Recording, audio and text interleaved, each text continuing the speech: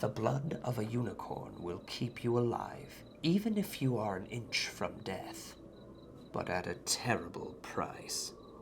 You have slain something pure and defenseless to save yourself, and you will have but a half-life, a cursed life, from the moment the blood touches your lips.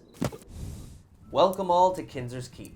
That includes wizards, warlocks, witches, and yes, even muggles. It's Harry Potter week. It's Harry Potter week. It's Harry Potter week. It's Harry Potter week.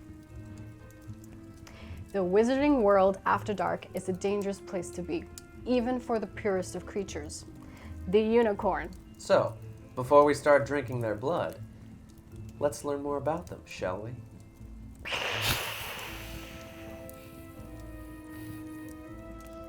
The origin of this mythological creature goes back thousands of years and seemed to first show up in Mesopotamian artwork.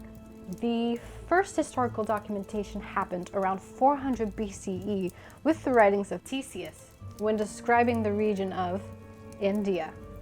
Even throughout the Middle Ages, unicorns were believed to represent purity, divine truth, and chivalry. The unicorn's horn was believed to protect against diseases and act as an antidote against any poisons. No wonder the unicorn has a home in the wizarding world. In J.K. Rowling's first book, The Philosopher's Stone, he who shall not be named, Lord Voldemort, uses unicorn blood to stay alive until he can regain his true body. So, that got us thinking.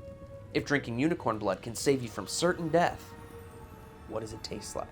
And if just one drop gives you a half-life, you must lose half your birthdays.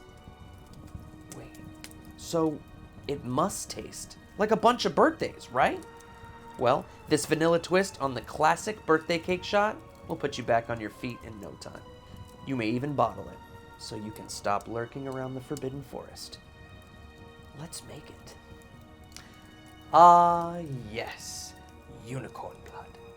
Now, usually I wouldn't touch this stuff or even come close to it, even with a 10-foot broomstick. But desperate times call for desperate measures. So, let's make it. First comes a heavy pinch of our pearl luster dust.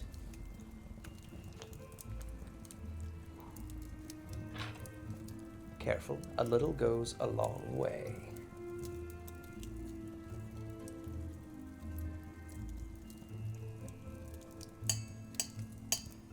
Three taps. Place the top on so the magic does not escape.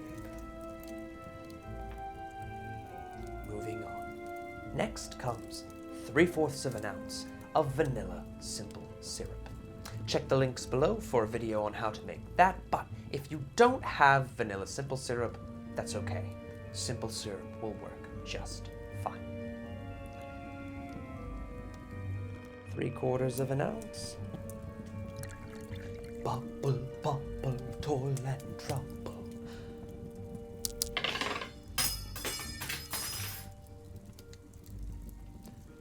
Next, we'll add 3/4 of an ounce of Frangelico hazelnut liqueur.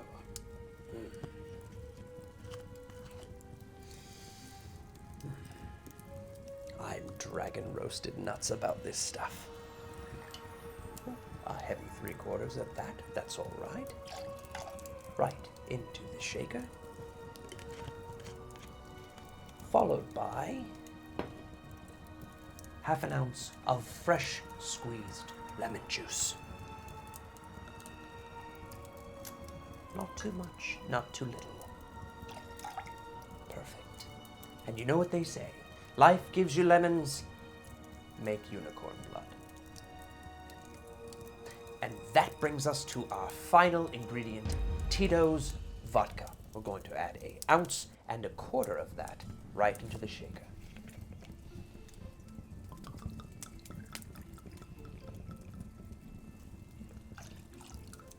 Oopski. Now, let's add copious ice to our shaker and shake for 5 to 10 seconds.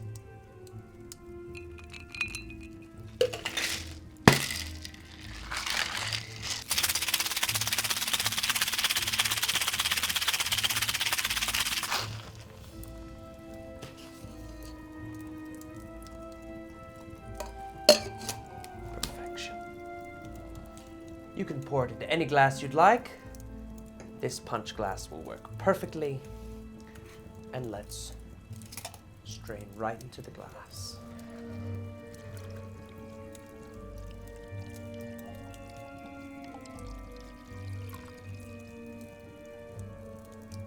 And that's unicorn blood.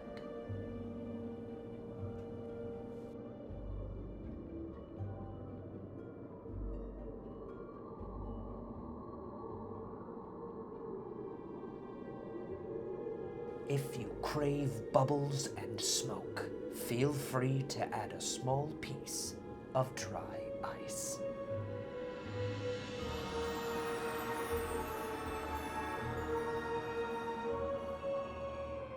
Now, when we're at magical gatherings, you can serve them in the glass, as so, with some bubbles and smoke, if you'd like. Or you could serve them in potion bottles. Somewhere here. Yes, nice and easy, but do beware of pickpockets. Now, cheers. Go, go, Gryffindor!